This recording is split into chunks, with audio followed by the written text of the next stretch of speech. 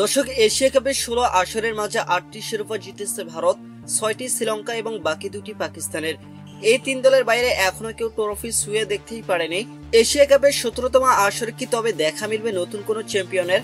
সেক্ষেত্রে অবশ্যই এগিয়ে থাকবে বাংলাদেশের নাম। দর্শক, 3বার ফাইনাল খেলা, অভিজ্ঞতা এবং দলের গভীরতা সব মিলিয়ে বাংলাদেশ এবার অন্যতম ফেভারিট। 1984 সালে শুরু হয় এশিয়া কাপের আসর, সেবার মাত্র 3 দল নিয়ে হয় পদযাত্রা। দর্শক, 1988 সালে যুক্ত হয় বাংলাদেশের নাম, ফলে দলের সংখ্যা বেড়ে যায় 4।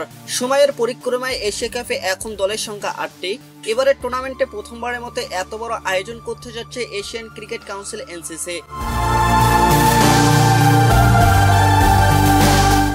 দর্শক, টুর্নামেন্টটি শুরু হয়েছে 9 সেপ্টেম্বর এবং শেষ হবে 28 সেপ্টেম্বর। এখন পর্যন্ত মাত্র 3টি দেশে এশিয়া কাপের শিরোপা জিতেছে, ভারত, শ্রীলঙ্কা, পাকিস্তান। প্রশ্ন উঠতেই পারে, নতুন বা চতুর্থ দল কি এবার ট্রফি ছুঁয়ে দেখতে পারবে? সে আলোচনায় বাংলাদেশ বরাবরই থাকে, তবে অনেকেই বাংলাদেশকে আলোচনার বাইরে রাখতে চায়। অথচ এশিয়া কাপে বাংলাদেশের রেকর্ড কিন্তু কম চমকপ্রদ নয়। দর্শক, এর আগে ভারত, পাকিস্তান এবং শ্রীলঙ্কার মতো শক্তিশালী দলকে একাধিকবার হারিয়েছে বাংলাদেশ। 2012, 2016 এবং 2018 সালে 3বার ফাইনালে উঠে শিরোপা ছুঁয়ে দেখার সৌভাগ্য হয়নি টিম টাইগারের। সব মিলিয়ে 3বার ব্যর্থতার পর এবার দলটার চোখ সেই স্বপ্নের ট্রফিতেই। দর্শক, টি20 ফরম্যাটে এখন পর্যন্ত 12টি ম্যাচ খেলেছে বাংলাদেশ। ঘরে মাঠে 2টি এশিয়া কাপ অনুষ্ঠিত হয়েছে, সেবার ফাইনালেও খেলেছিল বাংলাদেশ। যদিও এবার ঘরের মাঠে নয়, তবুও লক্ষ্য আগের মতোই, আরেকটি ফাইনাল নিশ্চিত করা। তবে এবার শুধু ফাইনালে ওঠা নয়, মাথা উঁচু করে শিরোপা জিতে মন ছাড়তে চায় লিটন কুমার দাসের দল। শুধু আবেগ দিয়ে দেখলে চলবে না, খুঁজে বের করতে হবে দলের শক্তির জায়গা।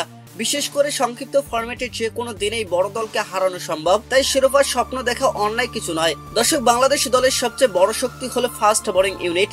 সবচেয়ে বড় তারকা মুস্তাফিজুর রহমান, তার সাথে আছেন তাসকিন আহমেদ, যিনি বোলিং ইউনিটের মূল ভরসা। সঙ্গে আছেন তানজিম সাকিব এবং শরীফুল ইসলাম, যারা অভিজ্ঞতা দিয়ে দলকে নেতৃত্ব দেবেন। এছাড়াও শেখ মাহাদি এবং রিশাদ হোসেনের ভরসাও জাগানীয়। ব্যাটিং এর সামনে থেকে নেতৃত্ব দিতে হবে লিটন কুমার দাসকেই, তার পাশাপাশি শীর্ষ সারির অন্যদের নেতৃত্ব দিতে হবে সাইফ হাসান, লিটন কুমার দাস, নুরুল হাসান সোহান এবং জাকের আলী। এরা ফর্মে থাকলে বাংলাদেশ ব্যাটিং শক্তি বহুগুণ বাড়বে। সবকিছু মিলিয়ে বাংলাদেশের চারপাশে বাড়ছে আশার আলো। গ্রুপ পর্বে যদি শ্রীলঙ্কা ও আফগানিস্তানের বিপক্ষে ভালো করতে পারে টিম টাইগার্স, তবে সেই সম্ভাবনা আরো বৃদ্ধি পাবে। সব মিলিয়ে বাংলাদেশের স্বপ্ন এবার এশিয়া কাপ ছোঁয়ার। এর আগে 3বার ব্যর্থ হয়েছে তারা, এবার যেন চতুর্থবার সেই ব্যর্থতার রেকর্ড ভেঙে চ্যাম্পিয়ন হতে পারে টিম টাইগার্স। তবে কি লিটন কুমার দাস পারবেন দুর্দান্ত অধিনায়কত্ব দিয়ে দলের ভাগ্য ঘুরিয়ে দিতে? যদি পারেন তবে হয়তো শিরোপার ভাগ্য খুলবে বাংলাদেশের সামনে, না হলে অপেক্ষার প্রহর দীর্ঘ হবে আরো একবার।